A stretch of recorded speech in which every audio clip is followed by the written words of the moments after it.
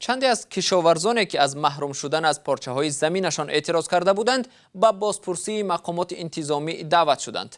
هفته قبل یک گروه از کشاورزان از آنکه که سهمیه‌هایشان در خواجگی دهقانی در ناحیه واسه به آگاهی آنها به شخص دیگری داده شده است جمع آمده اعتراض کردند و یک پارچه نوار از این اعتراضها به شبکه‌های اجتماعی راه یافت. این نوارها دسترسی رادیوی آزادی هم شد و همکارم میرزا نبی خالقزاد این موضوع را دنبال داشت و حالا با ما در استودیو است. میرزا نبی، آنهایی که اعتراض کردند از کجایند و چگونه از زمین خود محروم شدند؟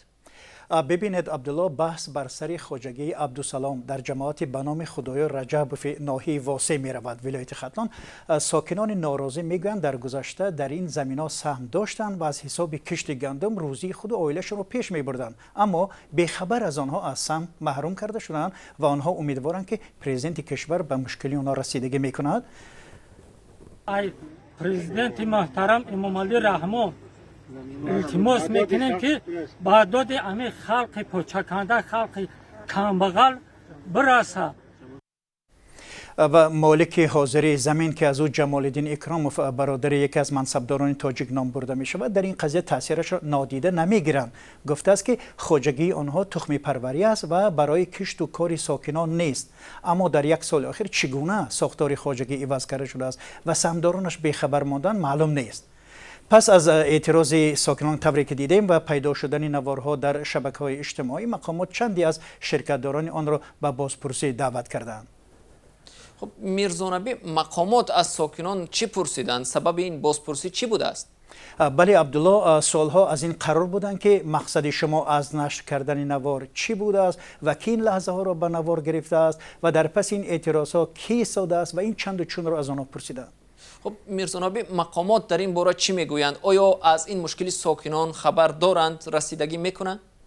بله، همین مسئله را از رئیس ناحیه جناب شربت الله عزیزالله پرسیدیم و صحبت تلفنی با ما گفت که بحث سر آن است که مردم دعوت دارند زمین خواجگی تخم پروری تقسیم کرده شود، ولی بر اساس قانون برای تجدید خواجگی تخم پرور باید قرار مخصوص حکومت برآید. در دوره کنون ما دیده برآمدیم، هر یک کدامش سهمش همون کارمندای کمیته زمین سازی و شخصای علاوه رفته دیدن، شخصای اقتصادی رفته دیدن سهمش عمیق کردن، همون زمینایی که مطابق به همونای سهم همونای جدا کرده دادن تا یگان چاراندیشی شده.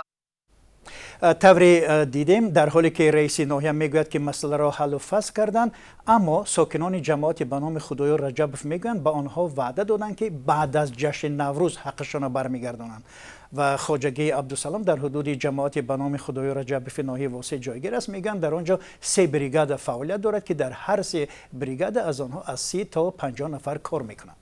تشکر برای صحبت و امیدوارم مشکل ساکنان حل شود.